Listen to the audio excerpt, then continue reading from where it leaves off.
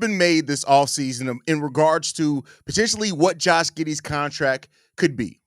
Initially reported as $30 million a year. According to Jake L. Fischer, Josh Giddy may be willing to take less. How would that help the Chicago Bulls? Actually, a lot. We're going to talk about it all and more right after this. You are now tuned in to Chicago Bulls Central, hosted by Hayes, your number one spot for all things Chicago Bulls.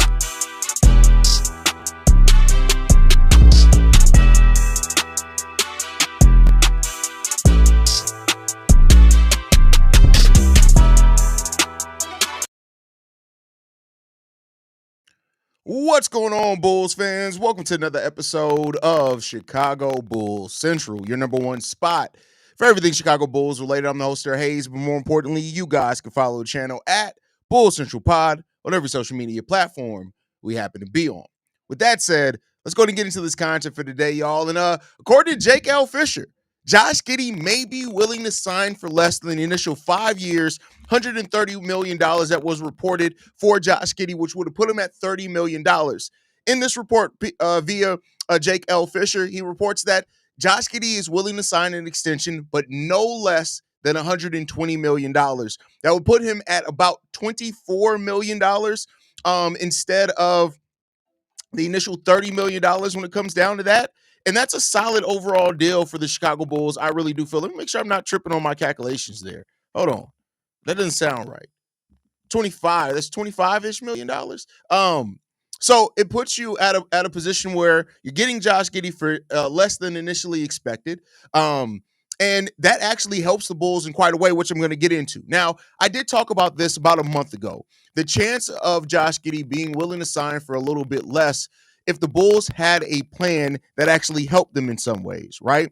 And I think that actually helps them considerably when you look at it. The Bulls, after signing Josh Giddy to $30 million and their first round pick, would roughly have about $19 million, $18 and $19 million-ish underneath the salary cap, right? Now, that's not enough for really a big free agent. Now, I mean, it can get you a decent free agent, but not a huge free agent. If you get Josh Giddy to sign for roughly $5 to $6 million less on that initial year of the deal, what that does is that then puts the Bulls at more like 23, 24-ish million dollars to be able to play with. Keep in mind, the Bulls have a $20 million tax trade exception as well. So if you get Josh Giddy to sign for a little bit less, it could free the Bulls up to actually acquire a larger contract. What does that play into it? What is Jonathan Kuminga worth, right? So and I'm not necessarily saying just Jonathan Kuminga. What if it's Nas Reed? What if it's Myles Turner, right? It frees up the Bulls a little bit of extra money to go out there and be a bigger player in the free agent market this year. And that's why Josh Giddy being willing to sign for a little bit less could actually help the team in considerable ways. And I think that's something that this team has to look at. If the Bulls go to the table with Josh Giddy and say, listen, Josh, we know you want $30 million. You played amazingly well for us, but we're trying to build something here that can actually make the playoffs. Josh, we really feel we can go out and get a Nas Reed. We really feel we can go out and get a Myles Turner. We really feel adding Jonathan Kuminga to this team would help us get to a playoff.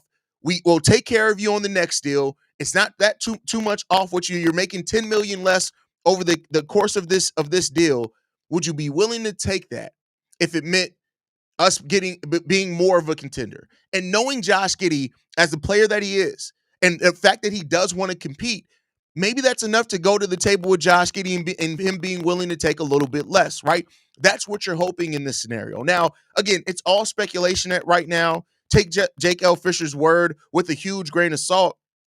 But it is something to monitor and I think to look at, because if the Bulls do get Josh Giddy to sign for a little bit of less, I will say that as much as I don't think they can be players on the free agent market, it actually frees them up to do a lot.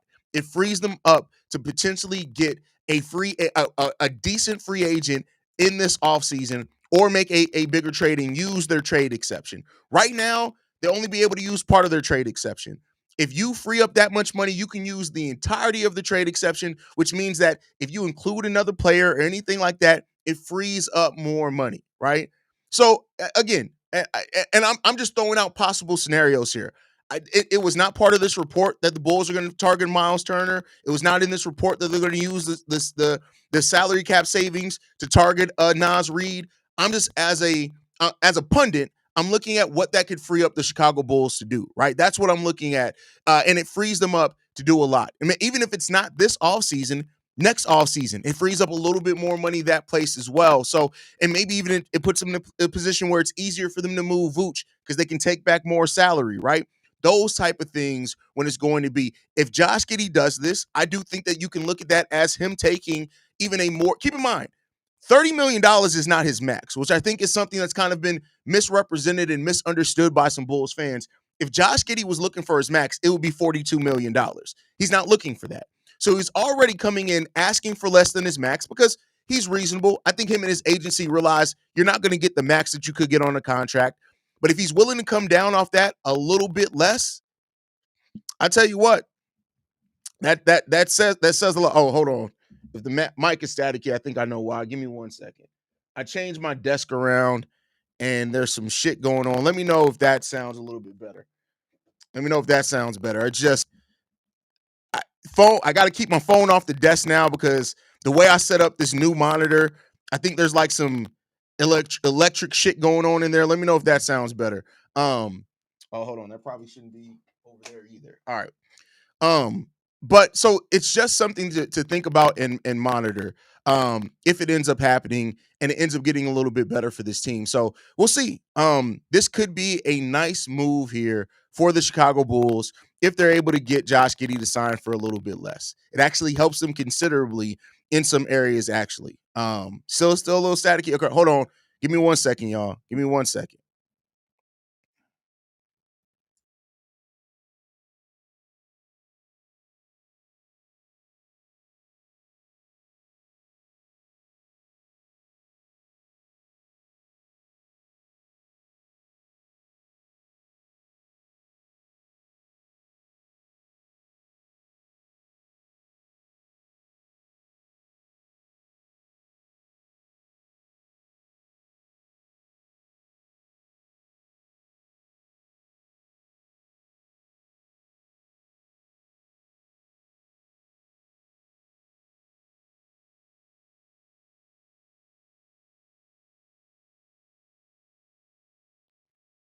All right, let me know. Hopefully that's better. If not, we'll just have to deal with it for the rest of this stream. I'll fix it after the fact. But so that puts the Bulls in a favorable situation and position for them to be a little bit bigger players, whether it be out in the trade market or whether it be out in the free agent market to free them up a little bit to do some things. So it's something to keep monitoring on. If Josh Giddey's willing to take a little bit less, I think that works for the team. I think that works overall for the place of the squad as well. And at that point, you just got to look and see what you can get. So we'll see what happens with that one. Keep a monitor on it. Again, it might be nothing, right? When it comes down to it, it may be that Josh Giddy still gets his 5-year, $130 million deal. That could be it. But overall, we'll see what happens. We'll see what happens with that one. But with that said, we also got another rumor that I was actually going to wait to talk about on tomorrow's daily episode. But since we're here, let's go ahead and talk about it. It seems like the Bulls are actually going over. And again, this doesn't come from necessarily a Chicago insider. This does come from Rohan Brambet, not a writer that I think is exclusive to the Bulls, but they are talking about things that it's still there, but not as bad as it was. I don't know what the hell's going on. The only thing I've changed is the monitor, and I have no idea what's going on. Hold on, let me try this. Give me 1 second, y'all. All right, let me know if that helps fix it. If not, I'll have to do and look at some other things overall in here in the setup. But nonetheless, get back on track here. So with that said, the Chicago Bulls, are reviewing options on what it would be like to trade down in this draft. Now, the reason why I want to bring that up is because if you pair that with what Casey Johnson talked about, earlier in the fact that the Bulls are definitely, looking more to scheme fit and to fit with their personnel currently, maybe that opens the door to the Bulls actually looking at the situation and saying it may fit them best to be able to trade down. That may be what happens here if it comes down to it. So I think that the Bulls leaving all their options open in this draft is the right thing to do. You want to leave every option open Period. Every option open. So it seems like there's 4 options that the Bulls are looking for in this draft, right? And this is rumored. Take this with a grain of salt. So one, it seems like the Bulls are looking to maybe package this better now. Let me know if that's better, because if that is better, I know exactly. I'm just gonna have to get a new monitor. If the hum is no longer there. But with what we've seen here now, what's at least being talked about is that the Bulls are looking to maybe package their 12th overall pick with a player to then move down in the draft, but also clear themselves of a salary, which I think is a really good thing, right? If you're going to look to move on or move down in the draft and get the guy that you target, you might as well clear a salary while you're doing that, right? So it may not be, it's not better. Yeah, I don't know what's going on here. I literally have changed nothing else with my setup. I'm gonna have to dig in here and look at the wiring and see what the fuck's going on. Because that's pretty fucking frustrating, to be honest with you. But to get back on track here, the Chicago Bulls could be looking to trade down in this draft and clear a salary in doing so and trading down. And if they do that, great, right? I think that's a good part for this team if they're looking to trade down. I'm trying to hear it on my side. Test. I see. I don't hear it at all. It sounds perfectly fine to me. That's how I know it's digital. It's something to do with. I'll get it figured out after the stream. So that's what the Bulls could be looking to do in here, is they could be looking to trade down and then acquire themselves a lower pick while also clearing a salary. And that's what it could be, right? Then they're also looking at just a straight trade down, which they get more assets back for trading down, is another option. And then using it to acquire a veteran center while trading down at the same time as well. So they're looking at a couple of different options on what it could do for the team. And I think that's a good thing, right? That's a good thing if you can do that. If you can find a way to clear some salary or get another asset while still trading down and getting your target, that's smart. That's what smart teams do, right? We want to see AK and Eversley finally start operating like a smart team. And that's the thing. From that doesn't say who. I see you guys asking who to get rid of the salary. It doesn't say, right? It just says package it with the salary that they're looking to clear. My thoughts would be either P. Will, Javon Carter, or Nikola Vucevic are probably there. Maybe even a Jalen Carter if they think to do big. Jalen Smith. I said Jalen Carter. Jalen Smith. Maybe if they're looking to bring in another big, but it's looking to clear a salary. So that it seems like the Bulls right now may have identified a target that they want, because all these things are kind of circling around the same thing, and that is getting more salary back, right? Getting more freedom under the. Keep in mind, the Bulls are nowhere close to the luxury tax. So if you're trying to clear some salary and get a little bit more space, to me that says you have a target in mind. So if you get, let's just say in a world in which the Bulls are able to do both, right? If the Bulls are able to get Josh Giddy to sign for less, right, which is saving you $4 or $5 million right now, right? That adds to your $18 million in salary cap space. If you're then able to clear Javon Carter, which is another $6 million, I don't know if you'll be able to clear a full Patrick Williams salary, but maybe some other things. If you're able to clear, let's just say Javon Carter's salary in this case, if you're able to do that, and a team is like, hey, we want to trade up, the Bulls say, let's just use Orlando, for example. Let's say the Orlando Magic's identified a target, and not for Kobe, but they identified a target that they want at number 12. They call the Chicago Bulls. The Bulls say, bet, we'll give you number 12 for number 16 because we can still get who we want at number 16, but you got to take Javon Carter to get for the trade. We don't want no other picks. We don't want nothing else. You can keep all of that. Take Javon Carter. And then you still get your guy, whether it's a Thomas Sorber or Rasheer Fleming, at number 16. And you've already got Josh Giddy to sign for less, and you've cleared $6 million of Javon Carter's salary. Now you're looking at the Bulls having $28-ish million to fluctuate with in the offseason. $28 million. Now you're starting to cook and get to the realm of being able to get a guy in free agency that could be a near max level contract, right? So it's a lot up in air. And of course, it's a lot of what ifs, because we don't exactly know what this team or what this front office is going to do. But I think that it, with when all rumors are kind of circling to one thing, I think you have to take a little bit of notice in that, right? Again, I'm not saying take it as gospel. I'm not saying take it as 100% truth, but it just is interesting that all these moves have the Bulls saving some money where they didn't need to save money before, right? Like they have no reason to save money unless it's a target that they want to go after in free agency that they feel can help this team. And I'm not here to say that they can't do it. I'm not here to say that they won't, but it is something to look out for, right? Let's see how you guys are feeling about this. Well, if you guys said that didn't help, I'm going to plug my third monitor back up so I can actually see the chat rather than try to force myself to know what's going on here. What's going on? This is probably the most unprofessional stream I've done all year. All right, let's see. Fleming was super wet. That's a weird way to word that, my boy. Why'd you go with that bar? Exactly. More flexibility, more options overall. Good. Exactly. Agree with you on that one. He was decent at times defensively. Herter was pretty okay defensively as a team defense concept for sure. They better be circled in on Coward. First of all, that's not Cowherd is an ESPN analyst. I don't even know if he works for ESPN anymore, but we'll see what happens there. Maybe Javon Carter in pick 12 in a trade down. That could very well be. Could be.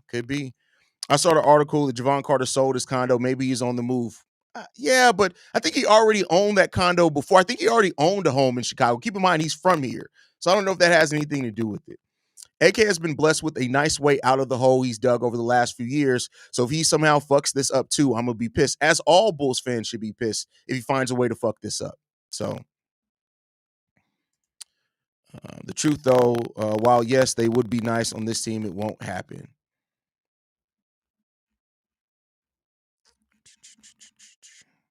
There's no more static. What? I haven't changed anything. That's crazy. I defer from Hayes. I'm out on Sorber. Foot injury, Greg Oden, and better. See, it's not the same. Sorber is just a turf toe. Like, it's just turf toe. Greg Oden had structural damage to his foot. So not all foot injuries are the same, right? I understand that the concern there with the foot injuries for sure, but not all foot injuries are the same there. I think you got to look at that. If this happens with Giddey, I think they're going to end up trading Vooch in a sign and trade for Kuminga, and then Lonzo to Dallas more, or possibly a Kobe to Dallas move. They bring back Gafford and draft Coward. I mean, that's a lot of what ifs, bro. I think usually when you get into that many, let's do that, then do this, it becomes less realistic, but we shall see. We shall see. AK flip Caruso for Giddey. You guys are too bitter. Yes, they hung on to the last regime too long. This flip has been nice. It's definitely been nice for the Bulls, right? And that's why I've stopped getting into the conversation on who won the trade, who didn't. I don't care about all that anymore. Like, I care about the Bulls got a piece, and we needed pieces. We needed talent, and the Bulls got that, right? So we'll see how it continues to grow. I love Kobe, but really like Igor Dimon next to Josh. Why? Like, he brings none of the spacing. They basically do the exact same thing. Like, and again, I like Dimon as a prospect overall, but I have some severe questions on Dimon, like next to Josh Giddy. But hey, I mean, I could very well be wrong on that one. I could very well be wrong. Has Kuminga shown the ability to play off ball? No. But again, he hasn't been asked to either. So there's that part of it. Like, I think when you look at Kuminga, and you have to look at like exactly what the Golden State Warriors have basically asked him to do in his time there. And that doesn't mean that he can't. Right now, and he's still young. Maybe he can develop that, right? So I think that's a thing that you have to look at with that also. Bulls trade with Brooklyn to get two of their pick 16 and 27 for pick 12 and a player. Could be, but not if they're trying to dump salary. I don't think you get that much if you're trying to dump salary, which again is the report that we were going off of there. Just my thought, but do you think Malik Beasley would be a good, decent option for the bench? Yes, Josh. I don't know if you saw it or not, but I actually have a whole episode in which I talk about the Bulls should go after Malik Beasley, especially if they end up moving another one of their wings. I think they should definitely target Malik Beasley if that's the case. I would love Malik Beasley on this team on a reasonable contract. Again, I'm not saying you would break the bank for him, but yeah. But I like Malik Beasley. That's why even though re-signing Alonzo maybe wasn't great, if they open up a spot trading him and re-sign Trey, then it all worked out maybe.